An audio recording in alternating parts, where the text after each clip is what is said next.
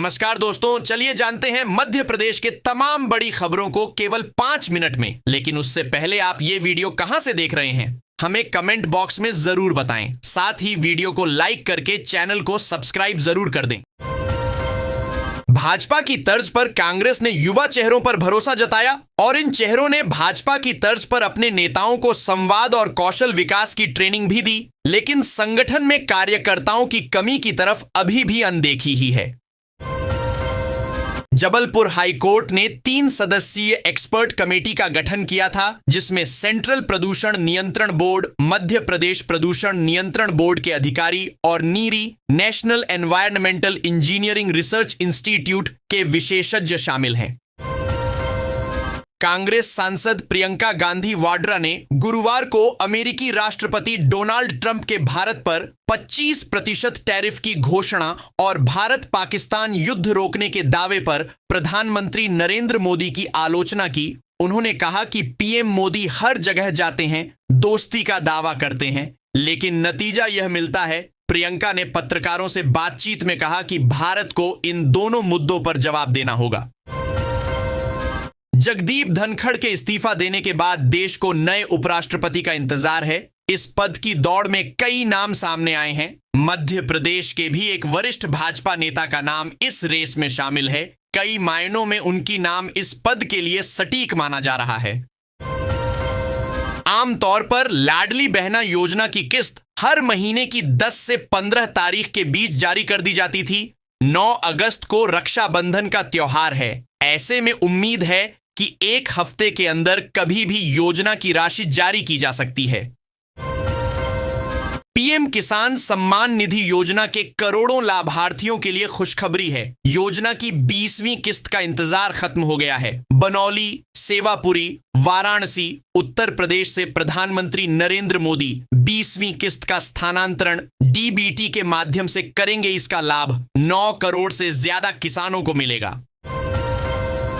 खाद की कमी का मुद्दा उठाते हुए कांग्रेस विधायकों ने यूरिया की बोरी और नैनो खाद की प्रतीकात्मक बोतल लेकर विधानसभा परिसर में प्रदर्शन किया। विपक्ष ने आरोप लगाया कि प्रदेश में खाद की भारी कमी से किसान परेशान हैं और सरकार इस मुद्दे पर चर्चा नहीं करना चाहती है। हर नए महीने की शुरुआत के साथ आम आदमी के जीवन में कई सारे बदलाव आते हैं। सभी महंगे और सस्ते से जुड़े होते हैं। एलपीजी सिलेंडर के रेट भी हर महीने की पहली तारीख को जारी किए जाते हैं। बड़ी खुशखबरी लेकर आया है भारतीय तेल कंपनियों की ओर से। लगातार 5वें महीने एलपीजी सिलेंडर की कीमतों में कटौती कर दी गई है। इस कटौती के बाद आम आदमी की जेब को थोड़ी राहत मिलेगी। अब सवाल है कि क्या केंद्र सरकार इस पर संसद या जनता के सामने कोई स्पष्टीकरण देगी या फिर विपक्ष के आरोपों को नजरअंदाज कर देगी। बगैर हेलमेट दोपहिया वाहन चालकों को आज से पेट्रोल नहीं मिलेगा। No helmet no petrol in Indore. Collector के आदेश का कड़ाई से पालन होगा। इसको लेकर पेट्रोल पंप पर भी महकमा नजर रखेगा। नियम विपरीत काम करने वालों पर कार्रवाई के सख्त निर्देश दिए हैं। इधर पुलिस भी अलर्ट रहेगी और पंप पर कोई विवाद करता है तो हवालात का रास्ता दिखाया जाएगा। भोपाल की पूर्व भाजपा सांसद प्रज्ञा ठाकुर के कोर्ट से बरी होने के फैसले के बाद पूर्व मुख्यमंत्री उमा भारती ने आतिशबाजी कर खुशी जाहिर की है। उनकी आंखों में खुशी के आंसू छलक गए। उन्होंने कहा, फैसले से मैं इतना खुश हूं कि मेरे पास बताने को शब्द नहीं है। निजी वाहनों पर लगे हूटर और गलत तरीके से लगी नंबर प्लेट 7 दिनों में हटवाएं। हाईकोर्ट की इंदौर खंडपीठ ने इंदौर पुलिस को यह अंतरिम आदेश जारी किया है। साथ ही राज्य सरकार, DGP, Indore police commissioner, deputy police commissioner, traffic समेत आरटीओ को नोटिस जारी कर 4 सप्ताह में जवाब मांगा है। केंद्र की मोदी सरकार ने मध्य प्रदेश और महाराष्ट्र को एक और बड़ी सौगात दी है। दिल्ली में हुई मोदी कैबिनेट की बैठक में मध्य प्रदेश के इटारसी से महाराष्ट्र के नागपुर तक चौथी रेल लाइन बिछाने को मंजूरी दी गई है। इसके लिए 5,451 करोड़ रुपए केंद्र सरकार ने स्वीकृत किए हैं। इटारसी से नागपुर तक बिछने वाली चौथी रेल लाइन से इस रूट पर ट्रेनों के संचालन में आसानी होगी और इसका सीधा फायदा रेल यात्रियों को होगा।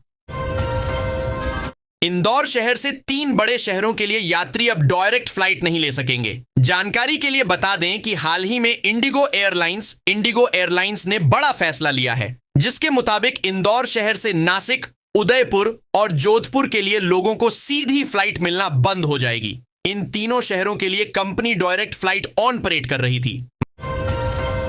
महाराष्ट्र विधानसभा चुनाव में करारी हार के बाद कांग्रेस वोट चोरी का आरोप लगाती रही है। पिछले दिनों लोकसभा में नेता विपक्ष राहुल गांधी ने एमपी कांग्रेस के मांडू शिविर को वर्चुअली संबोधित करते हुए मध्य प्रदेश के विधानसभा चुनावों में भी वोट चोरी की बात कही थी।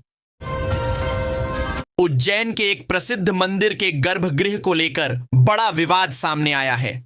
पुजारियों की एक चुपचाप की गई अवैध काम ने न सिर्फ प्रशासन को चौंकाया, बल्कि श्रद्धालुओं को भी नाराज कर दिया।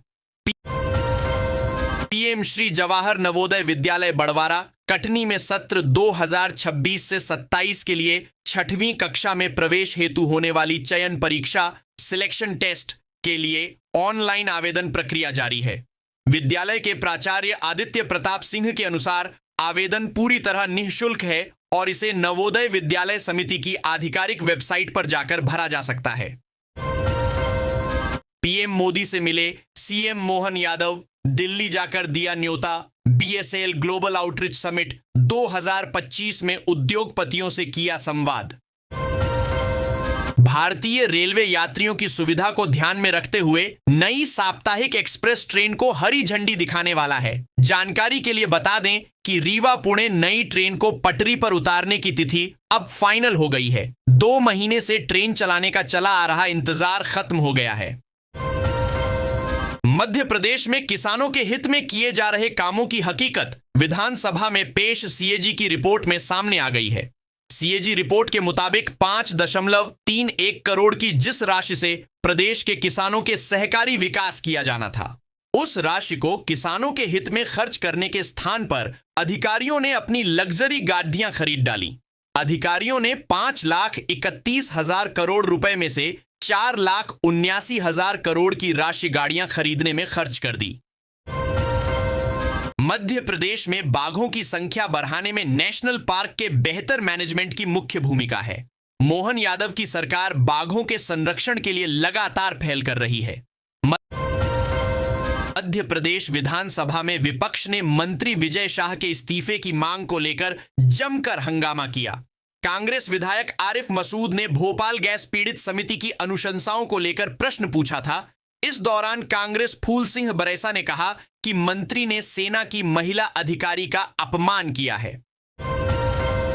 मध्य प्रदेश वन विभाग ने जंगली हाथियों से सुरक्षा के लिए गज रक्षक मोबाइल ऐप लॉन्च किया है। यह ऐप हाथियों की लाइव लोकेशन बताएगा और नोटिफिकेशन भेजेगा, जिससे ग्रामीणों को खतरे का पता चलेगा और वे सुरक्षित रह सकेंगे। ऐप का उद्देश्य मानव हाथी द्वंद्व को कम करना और दोनों की सुरक्षा सुनिश्चित करना है। जबलपुर में हर साल 12 से 13 करोड़ रुपए सिर्फ पेयजल आपूर्ति के नाम पर खर्च किए जाते हैं, फिर भी आम लोगों को गंदा और मटमैला पानी पीने को मजबूर होना पड़ रहा है। यह मुद्दा अब विधानसभा तक पहुंच गया है, जहां विधायक लखन घनघोरिया ने सरकार से कड़े सवाल किए हैं। क्या अब इस गड़बड़ी पर कोई सख्त कार्रवाई होगी?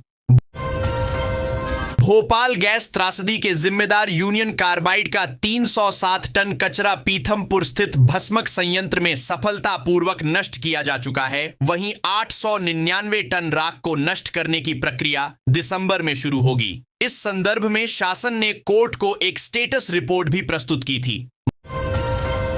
मुख्यमंत्री ने प्रधानमंत्री को राज्य सरकार की भावी योजनाओं, विकास की प्राथमिकताओं और जन कल्याण से जुड़े प्रमुख विषयों की जानकारी भी दी। उन्होंने कहा कि प्रधानमंत्री मोदी के मार्गदर्शन में छत्तीसगढ़ तेजी से प्रगति के पथ पर अग्रसर है।